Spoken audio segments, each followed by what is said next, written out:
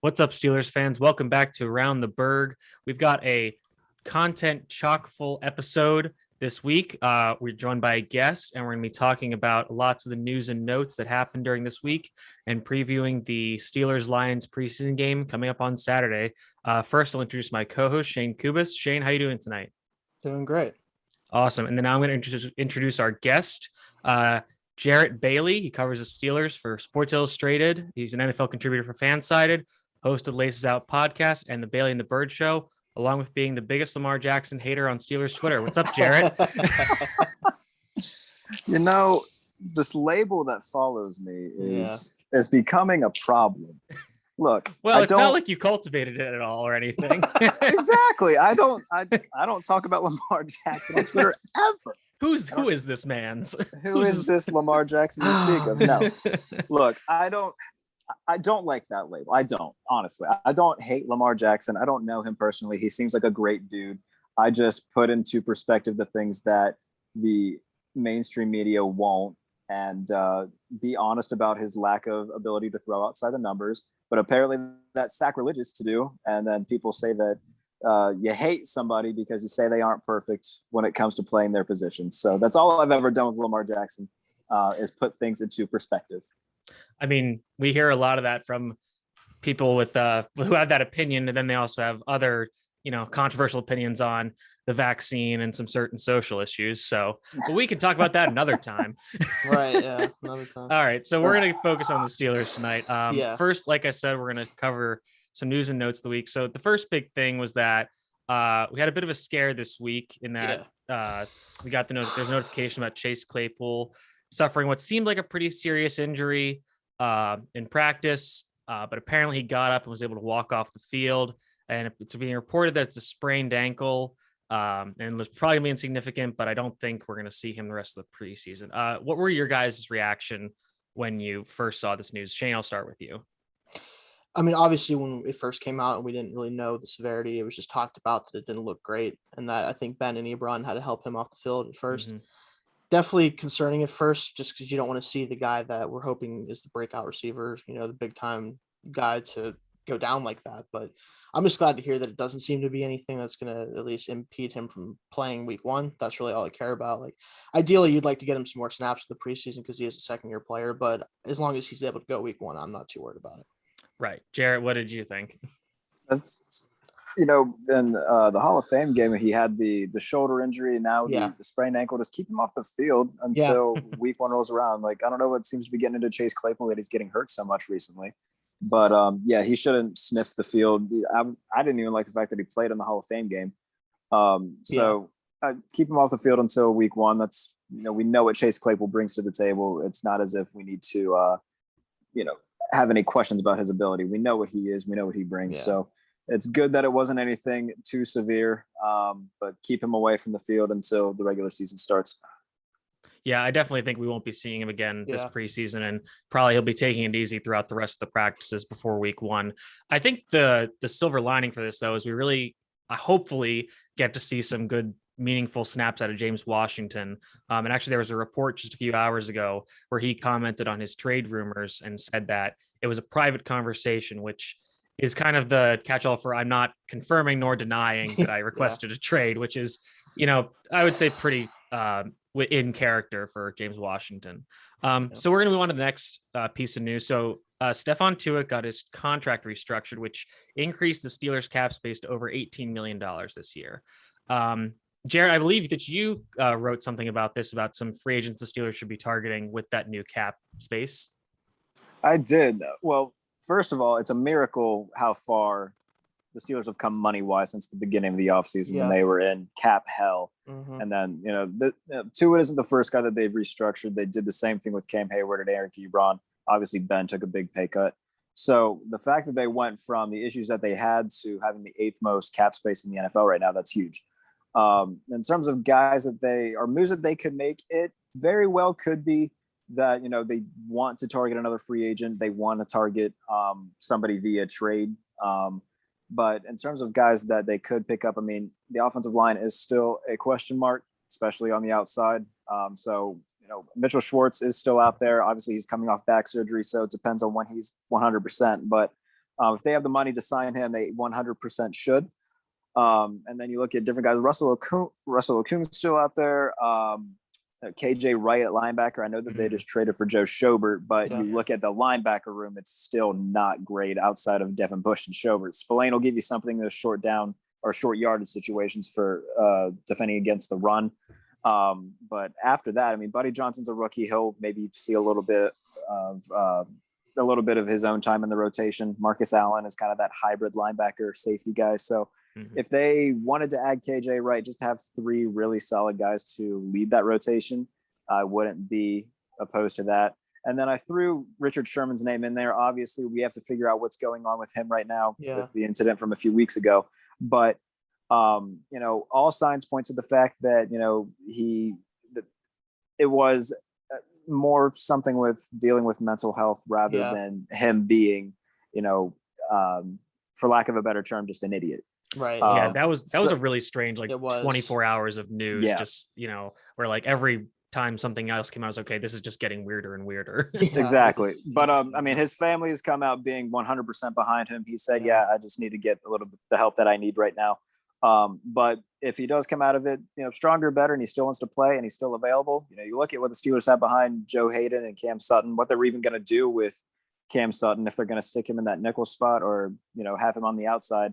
Signing Richard Sherman would solve a lot of those problems because they can just stick Richard Sherman at that other outside spot and put Cam Sutton in the slot like they planned to when Steven Nelson was still there. So there's a lot of moves that they can make. The very, what's the word I'm looking for? The very hopeful of Steeler fans are claiming that it's, a Xavier Howard trade or a Stephon Gilmore trade. I would believe the Stephon Gilmore trade before the Xavier Howard trade, but I don't think either of those will be happening. So, Kevin Colbert likes going into the season with at least $5 million of cap to work with usually.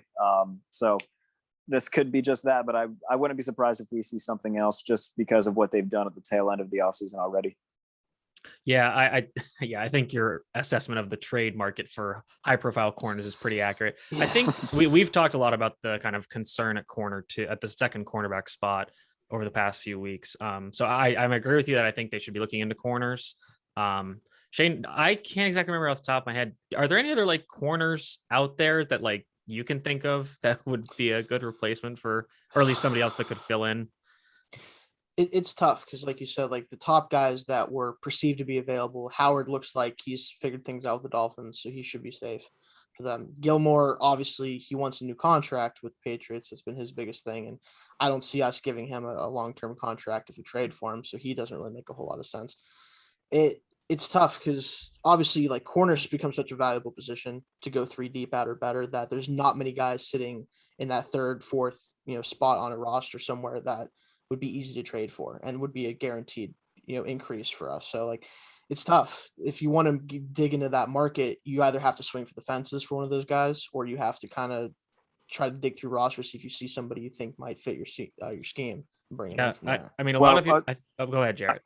Quentin Dunbar was just released by Detroit, so he's another guy that could be targeted. So I mean, if they wanted to add depth, exactly, and he's still young enough where sure the Richard Sherman signing would be solid for this 1 year if it were to happen, but he's also 33. Quentin Dunbar's 29, so still get a few years out of him rather than only signing him to a 1 year deal. It could be a 2-3 year deal where he's there for a few years and you have that stability for years to come. Where if it's Sherman, it's more than likely going to be a 1 year deal. So Quentin Dunbar is a name to watch out for. Yeah, I'm concerned if it was Sherman. I think I'd be concerned just about him. I know the Steelers have kind of still play a lot of zone, but they also are starting to play a lot more cover 1 and man. So I'd be a little concerned about that. I think a lot of people were kind of wondering about double dipping into the Jaguars by going after CJ Henderson. Yes. Considering he might be on the trade block, but I think he's a little bit in the same bucket as Sherman in that he's kind of going through some mental health stuff as well. So it might just be better for him to kind of stick there. But I mean, hey, if they can fleece the Jaguars again, like they did for Schobert, I'm all for it. All right. So we're getting to our next topic, which is a little more of a fun or, depending on your definition of fun topic. So the NFL 100 released their first iteration of players, and there were 2 Steelers that made the top 100 so far. And the first was Cameron Hayward at 57, who rose up 27 spots from last year. And then Minka Fitzpatrick at 52, who fell 17 spots from last year. So I think a lot of people were pretty satisfied, at least with where Cam Hayward ended up, considering he's been a pretty underrated and unsung player among the NFL media and I guess NFL players, but it's good to see that. But Minkah Fitzpatrick falling to the 50s. Jarrett, what are your thoughts on this? You know my thoughts on this. Just like, look, it's a cool idea just to see what the players think, but it's very much proven that players aren't good at grading one another. Mm-hmm. And if you go back and you look at some of like the list that players were releasing, like somebody had, T.Y. Hilton and Marlon Mack in the top 10. I wonder who made that list. I'm assuming it was a Colts player. So these are just unreliable lists because everybody's going to, vote for their boys. It's going to become, okay, I'm going to put my teammates above this guy, even though very clearly he doesn't deserve to be above this guy. So the list is flawed, and I knew that it was flawed when Corey Davis came in ahead of Tre'Davious White, who, by the way, why the hell is Tre'Davious White number 95 on this list? He made my top 50 for around the block, Tre'Davious White, pretty easily, so I don't know, man. So the list just isn't very good. It makes no sense. And in terms of the whole Minkah thing, like, he's made first-team All-Pro 2 years in a row. I don't know what else he has to do to get love from his fellow players. The damn Madden ratings, which still suck. But we could have a whole podcast, like a whole separate show just about Madden and Madden ratings, especially over the last few years. Shayne, so the other thing was that he was behind in the 40s, JC Jackson and Justin Simmons, which JC Jackson being in the top 50 NFL players is mind-boggling to me, especially behind, like, he's only like 2 spots behind Stephon Gilmore, which is insane. It's just like, for me, like, the whole problem with the list, and you said it about Jarrett, is like there's a combination of 2 things going on. There's guys voting for their guys, right? Which, I mean, I get it. Like, it's a big thing the NFL does every year. You want your guys to get some love. I mean, I understand that, but they peg this as like the top 100 players. Like, this isn't a top 100 players. It just isn't. It's not fleshed out that way. Like, Minkah dropping is the only reason he dropped, and I guarantee it, is because he had such a spectacular, like, start with us last year and did all these crazy things that players took notice of that. And they're like, oh, look at Minkah, look what he's doing. And then he had just as good of a season, if not better in some aspects, but he didn't have all the crazy stuff happen that he did last year. And players it seemed like they kind of just forgot about him a little bit. Yeah. And like rankings. And a big reason of that was that the teams weren't throwing at him. That even happened at the end of 2019. His teams were just avoiding him. So he wasn't making as many plays. Yeah. You see obviously some of the plays he made on the ball, like, of course you're not going to throw at him as much. Like, teams realize that it's just not in our best interest to do that. Right. And that's how you end up getting underrated, honestly, as a DB, is you start getting to that point where, especially as a safety, where it's not the same as a corner where there's literally just a whole half the field that they're not going to throw at because you're covering it. Mm-hmm. He's moving around. He does different things. It's harder to avoid him in a sense, but it also is a lot easier for him to be undervalued because of that. Yeah. Darrelle Revis made an All-Pro without having an interception one year. Right. But if he played in the era of this damn list, he probably wouldn't have even made the list. Right. They'd be like, oh, he had no interceptions? What do you mean? He must suck. Exactly. So, no, I hate this. Crazy. I hate it a lot. It's dumb. I don't like it, Mitch, and you know this, and I promise that's why he brought it up, because he knows how much I freaking hate it. All right, well, before that, I just want to get one more thing about it. So ostensibly, TJ Watt is going to be on this list, and if he isn't, then we're really going to have a problem. Right, so what is the lowest that TJ Watt, and we'll go by 10, so 20s, 10 or teens, what have you. What would be the lowest, like, 10 range that TJ Watt could be ranked that you'd be like, okay, that's fine? If he's lower than 15, I'm going to be pissed. Okay. Like, more so than you are already? Yeah. more bad than I am already. Okay. If he's not the number 1 edge rusher, I'll be even more mad. Oh, dude, it's going to be Myles Garrett. You know, I know it's going to be. It's 100% going to be Myles Garrett. Yes. The whole thing with this, like, I agree with you that, like, if he's lower than 15, then you might as well not have the list.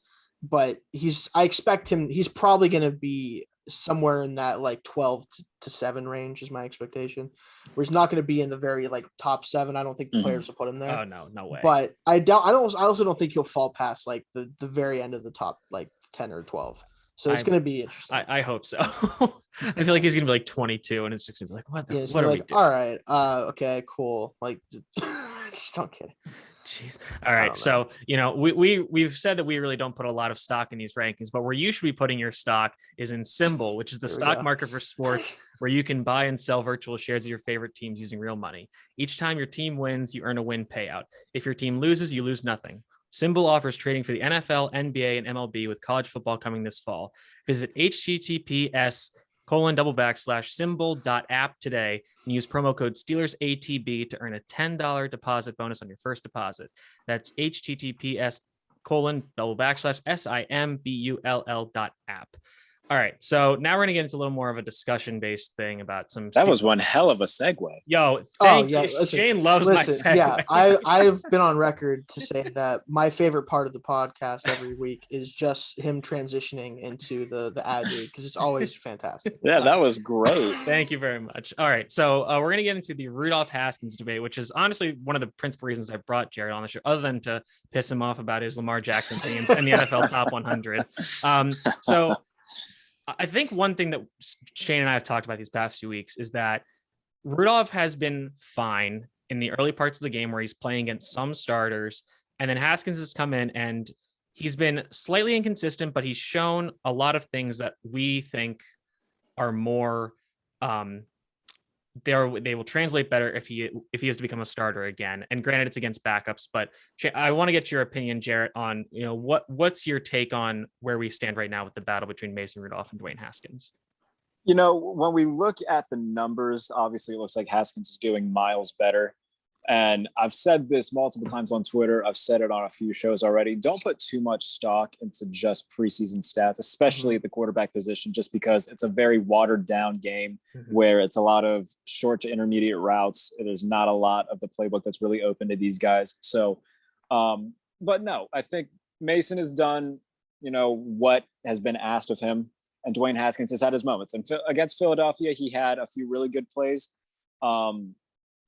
Getting out of the pocket and finding Anthony Johnson wide up in the end zone. Good job. But there was also another play, or I think it was his first or second series, where he was rolling to the left, stepped up. He could have easily scrambled for a first down on a 3rd and 4, and then overthrows a receiver. Like little things like that are what, Dwayne Haskins has been too consistent at doing the bad things. So, but I will say this, everybody knows how I felt about it when they signed him. I didn't understand it. I didn't get it. It didn't make sense to me. But he's looked good. He looked good against Dallas. He looked good against Philadelphia. He hasn't looked perfect by any means. The stats make him look better than what he actually is. So if you only looked at the box score, you'd think Dwayne Haskins was, one of the best quarterbacks in the league right now. So just be wary of that. If you see the box score and didn't watch a game, just understand that it is a watered down version of the offense. But I think both have looked fine. I still think it's going to be Mason as the backup simply because he's been in the system longer and knows the offense better. But it's good for Dwayne Haskins just to be out there and just getting his own stock up because God knows he needs it. Yeah. Right. So I think most, reasonable, educated people, at least in the football sense, would agree that, preseason stats are kind of ridiculous and irrelevant, as you've been saying. Right. Shane, like we've been saying these past few weeks, Shane, what do you think? Is there actually a chance that he can pass Rudolph for that QB2 spot? Do you think, Shane? And we've talked about this a lot, like you said, Mitch, and I definitely see where you're coming from, Jarrett, especially from the stats perspective. Like the gap that is between them is far closer than anything the stats signify. Yeah. And like if you watch them play, that's very easy to see as well. Like you said, he's had moments where he didn't make the right decision or he had some bad throws. And that's the thing with Dwayne is we've said this before. If he can get to a point where he can run the offense efficiently, if he can make good decisions, he's more talented as a thrower of the football than Mason is. If he can get to the same level Mason's at with the understanding of the offense, that's where he can then prove to them that he should be the number 2. Until that happens, Mason's going to be able to have that leg up on him from the mental side of things. And he's more consistent, albeit maybe less of a ceiling or a lower ceiling, but he's more consistent right now. And that's what's keeping him in that number 2 spot. Yeah. And I think the thing that I said last week, and I still buy into this, is that I just really appreciate the way that Dwayne Haskins reacts to pressure when the pocket starts collapsing relative to how Mason does. Because as I said last week, Shane knows this, but Mason really just kind of freezes up and, tucks the ball away like a turtle and just kind of folds. Whereas Dwayne at least is like able to kind of get outside the pocket or like find a guy in the flat and get it checked down. And, again, it is against backups, but as I was saying, like if you're reacting to pressure that way against backups, you're at least doing it. Whereas Mason isn't doing that. So that's why I'm pretty high on what Haskins has done this preseason, even though it might be a bit of a smoke and mirrors show. I'm hopeful that he gets the start against Detroit. Yes. Just so we can see Detroit. Him with the ones. Really? Yeah, why not? Because I mean, that's like the third preseason game, because this is gonna be our next topic. But like, I think Ben's gonna start this game. Is he actually going to start? Okay. In that case, then Carolina, Dwayne Haskins can start. That is fine. I hope so. Yeah, that's. I know Ben's only going to play. I think we assume probably a couple drives at the most. If he plays, like maybe if he plays more than 3 or 4 series, there's a problem. I don't want to see too much of that in the preseason. So my lead-in for the previewing of the preseason game is the over/under for Ben's series is 2. Right. Okay. What do you think? I like so. I like that. Yeah. I would go. Ooh. Yeah. If you gave me an over/under of 2, because if it's not 2.5, then I can't just bet 2. I've got to either go with that. That's how gambling works, Jarrett. Oh boy, the house always wins. So it seems in the house of Mitch. Yeah. So, anyways, So I think we were both hoping that Haskins starts against Carolina the following week. But I think the other thing though this week that should be exciting is I think this is the first time that what we assumed to be the starting offensive line might actually all play together. I think we saw Kendrick Green might have gotten nicked up at practice day, but I think he's going to be fine. Everybody else seems to be getting pretty healthy. Jarrett, what have you thought about the offense? And again, the offensive line has not been at its full strength as a collective unit, but like, what have you seen from the offensive line so far? What have you liked? What have you not liked? I like Dan Moore a lot. I hope that he ends up being the starter. Chuck Okorafor is not the answer at left tackle. He has not looked good. Dan Moore has looked good. So this seems like simple Steiner math for any wrestling fans listening. They will appreciate this a lot. If Dan Moore's playing better and looking better in practice than Chuck Okorafor, then you start Dan Moore and not Chuck Okorafor. But outside of me, harping on the left tackle spot, the interior looks good. Kevin Dotson, I think, is going to be you look at how he played last year in the absence of David DeCastro, the fact that he's going to start this year, I think he's going to play really well. I'm looking forward to seeing Kendrick Green. And then you look at the right side, getting Trey Turner in there. Yes, he might not be to the level of all pro and whatnot that David DeCastro was, but Trey Turner was the best guard available to kind of plug into that spot. Yeah. So I think the interior is going to be fine. I'm confident in that group. It's the, left tackle, right tackle I'm worried about. And as high as everybody is on Zach Banner, yes, he won the job last year, but he didn't play. So they can rave about him all we want. We're not going to know until we see him on the field in the regular season. So those are really, they're big worries, being that they're the left tackle and right tackle. And if they don't pan out, then Ben's going to get killed. Yeah. But, in terms of everything, I hope that they continue to give Dan Moore more opportunities to win this job, because he does seem like the best guy on the roster right now to play left tackle. And then hopefully Banner lives up to the hype. They don't have to be an elite unit, but they have to be at least solid and keep Ben clean and open up holes for Najee Harris to be able to run the ball. But if they're able to do that, then that should be plenty. Yeah, I mean, that's something we've talked about a lot, is that the running game and the offensive line by extension basically just need to be average. You don't need to be the Cowboys when they're at their peak, or the Saints as they are kind of constructed now. Just, be 16th in the league or something. And, we can work with that with the skilled players around them. Shayne, this could possibly also be the first time we see Joe Schobert take the field in a Steelers uniform. What are you hoping to see out of him in his new role? Not get cooked like the rest of the backers have been so far. Low bar. I mean, we all know that's why he's here, right? Yeah, we bring him in because in the worst case scenario where Bush doesn't, play level in coverage, where, we're hoping that he can to that point with his athleticism, but, we haven't really seen it yet. Obviously, he's coming off the ACL. We know no one else on the roster at this point has shown any ability to reliably cover really anyone. As long as he can come in and just be able to match up with backs and tight ends coming out, at least at a level where we're not giving up first downs every time they go to those guys. That's pretty much what we're trying to avoid with that group at this point. And it'll allow hopefully Bush to play faster, maybe not have to think as much about things, because Schobert's hopefully going to, like you said, be the guy with the green dot handling everything on defense. That's probably the best case scenario for the linebacking group to be as good as it can this year, is to take stuff off Bush's plate, let him just kind of focus on playing fast, and hope that Schobert holds up in coverage. Yeah. So I think that the other thing that we're excited to see in this preseason game, where we will ostensibly see a decent amount of starters, is obviously the punting battle. We saw Jordan Berry come out last week and get the start and hit the punts, and apparently, like, he did pretty well. Apparently he's been playing some of his best football. Jarrett, who are you hoping to see win the starting punting job?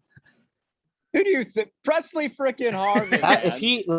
Correct answer. I'm gonna let Jarrett. Yeah, I'll let Jarrett go first, but we know the answer. Like, they drafted him for a reason because Jordan Berry hasn't been good. So you bring in the Ray Guy winner, who's built like a refrigerator. Oh my Lord, Presley Harvin is a tank.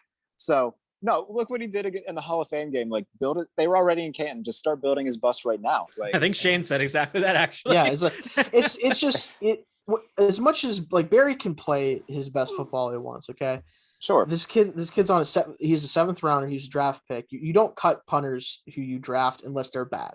Like, they have to be bad.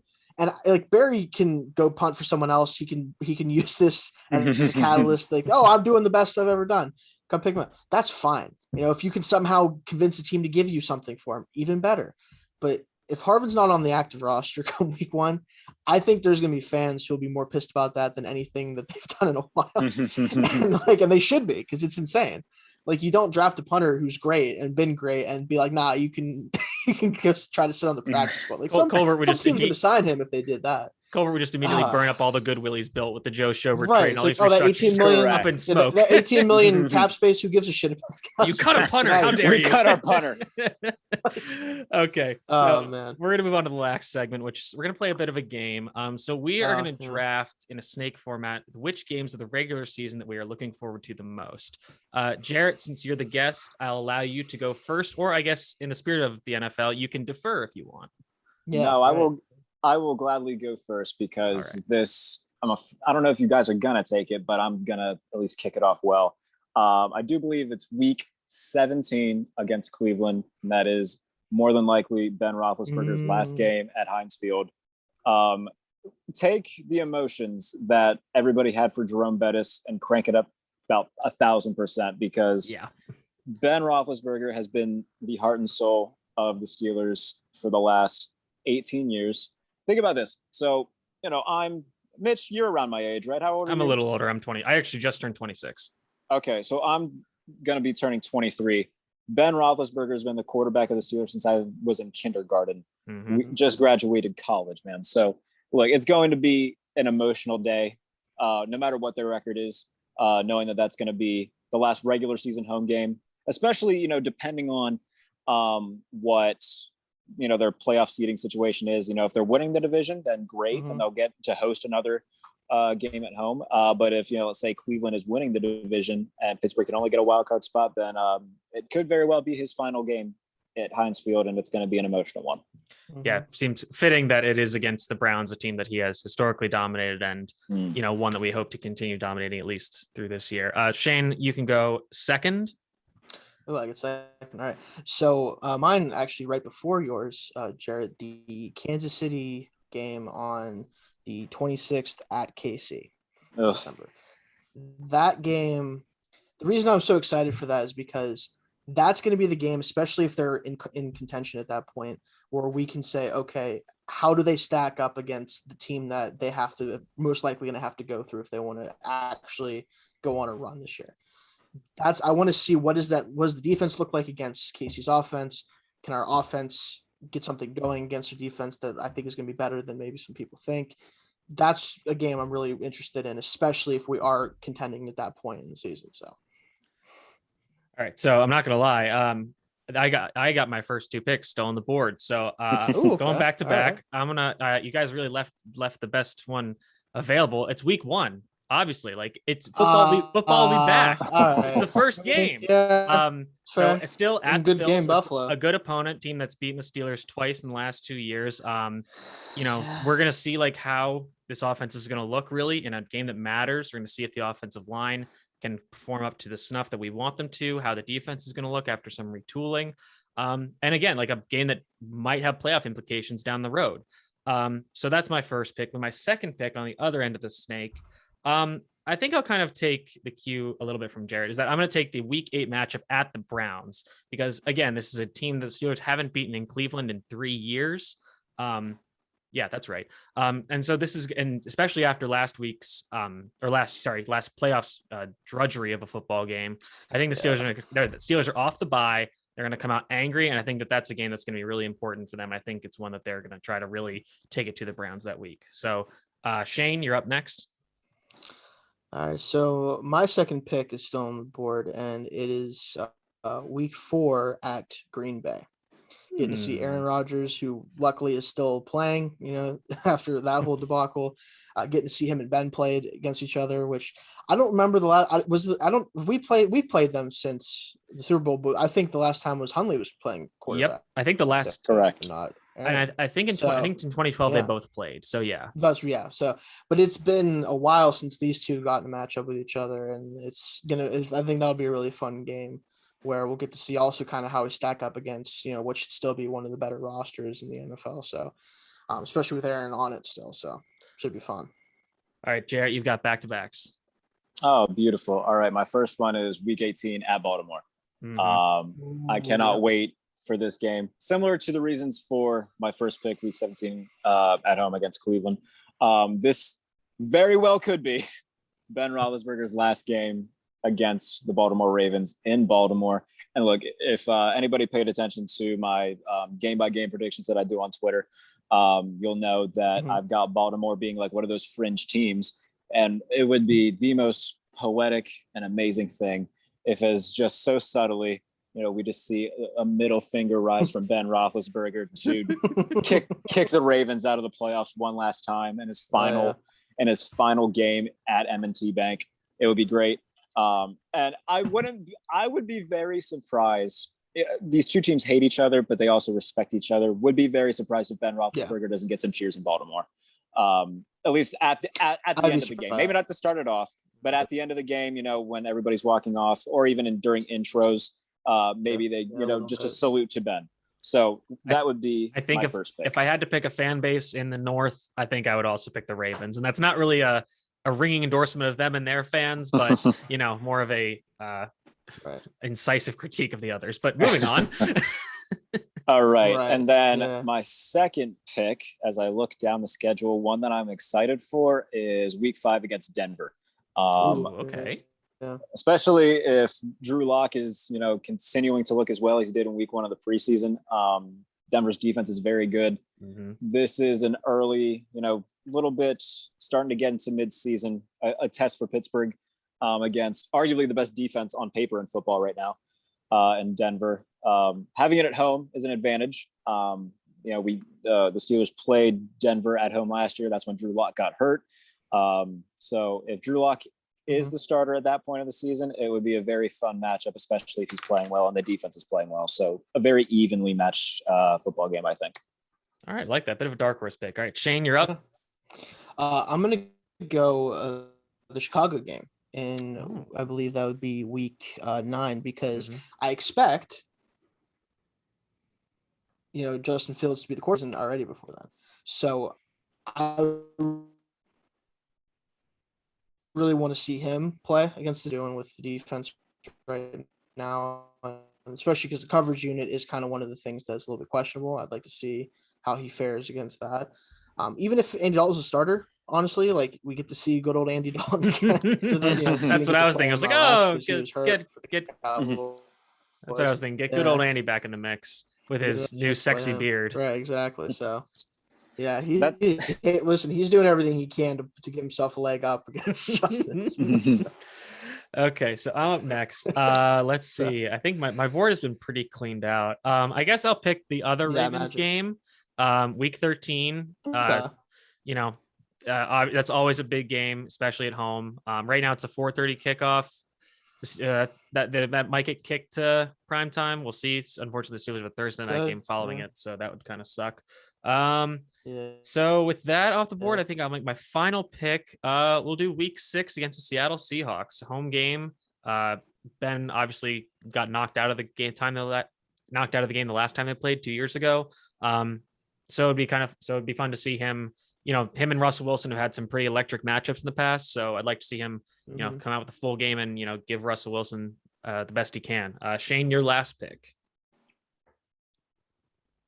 I got to go the game against LA Chargers because I'm just going to be really interested to see again, another young quarterback going against this defense and seeing what we can do with them. I think they're going to be a football team, especially on defense. Back, hopefully, maybe not for our sake, but hopefully for their sake, their defense can stay together this year, injury-wise, and could be a very, very fun matchup, and even could have some playoff implications because I think the Chargers have a shot to them in Denver. I think are kind of vying for that, trying to compete with Kansas City for that spots in the playoffs. So that should definitely be fun too. Absolutely. All right, Jarrett, close us out. What do you got? We'll go with. What week are they at Cincinnati? Week 12 at Cincinnati, because the exact same thing for everything else. And because last year, Monday Night Football, Ben's going to remember that. Everybody on the team's going to remember that. They want to avenge that loss to who the hell was it? Ryan Finley. Last year. The immortal Ryan Finley, back. Correct. So he's not even on the roster. I don't think. I think I don't believe he was on the Texans, and I think they might have cut him. Yeah, I think so. Yeah. Says a lot about how well Pittsburgh was playing at that point. But also should tell you that if you're getting cut by the Texans, it might be time to reevaluate your future in football. Yeah, your entire existence. Yeah. Yeah. So the one that I'm surprised, good for the Bengals to finally get on the board. I'm kind of surprised we didn't pick the Tennessee Titans game in week 15. That was probably the one miss, I would say. I thought about it. Okay. I think that was probably one everybody thought about. All right. So that brings us to the end of the episode. Jarrett, thank you so much for coming on. It was great to talk to you, get your opinions on things you love and hate. Let the people know where they can find you. You can find me on Twitter at JBaileyNFL. Like they said, to kick off the show, all things at All Steelers for Sports Illustrated, NFL stuff for Fansided, wrestling stuff at Bailey and the Bird. Go follow that if you're a wrestling fan. I tweet way too much about Vampire Diaries and Batman as well. So if you're into that kind of thing, by all means, follow me on Twitter at JBaileyNFL. You're talking to the guy who live tweets Bachelor in Paradise. So that's one thing. That is one thing I could never get into. I tried. I gave it a fair shot. I'm not a fan. Never saw from the tweets. I'm like. Mostly now I just do it to anger certain people in certain subsets of Twitter. But anyways, Shayne, where can people find you? Oh yeah, you like that. Just at Shayne Kubas on Twitter. Make sure to put the Y. My mother did stuff for Fanside right for the Still Curtain. Should be seeing more there here shortly. And obviously you want to follow ATB, anything around the block, make sure you give us a follow. Absolutely. I'm at Mitchell T. Wolf, WOLFE on Twitter. And like Shayne said, make sure you're following us at Around the Block Pittsburgh and everything at Around the Block. Thanks for tuning in, and we hope to see you next week.